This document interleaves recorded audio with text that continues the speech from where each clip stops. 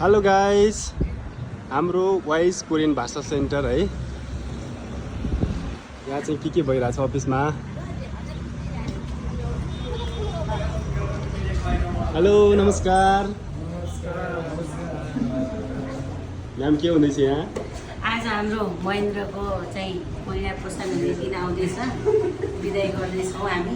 खाजासाजा नास्ताको तयारी हुँदैछ। ए ल ठिक छ, त्यसो भए महेन्द्रजीलाई हामी बिदाई गर्नको लागि है मिठाई पनि लिएर आउनु भएको छ यहाँले।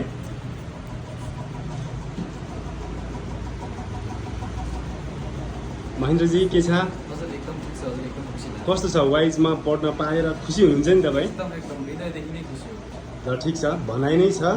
अरूमा गई पटक पटक अनि वाइजमा गए एकैपटक भन्ने छ नि। तपाईँ पनि एकैपटक त होला नि? ल ठिक छ सर है। सर केही छ हजुरले महेन्द्रजीलाई भन्नुपर्ने?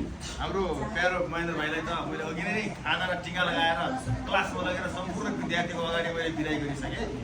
फेरि पनि हामी अहिले सबैजना वाइस परिवारहरू, हाम्रो टिचरहरू, हाम्रो बहिनीहरू, हामी सबैजनाहरू हामी यहाँ बसिरहेको छौँ। र उहाँले मिठाई ल्याउनु भएको छ, समोसाहरू ल्याउनु भएको छ, सबैले खाउँ पानी सुनेर प्रसादको रूपमा घर लगाउँ भनेर ल्याउनु भएको छ। हामी यही खाएर रमाइलो गर्ने पक्षमा छौँ, इन्जोय गरिरहेछौँ। उहाँको यात्राको चाहिँ कामना गर्छौँ, सबैले कामना गरिसकौँ।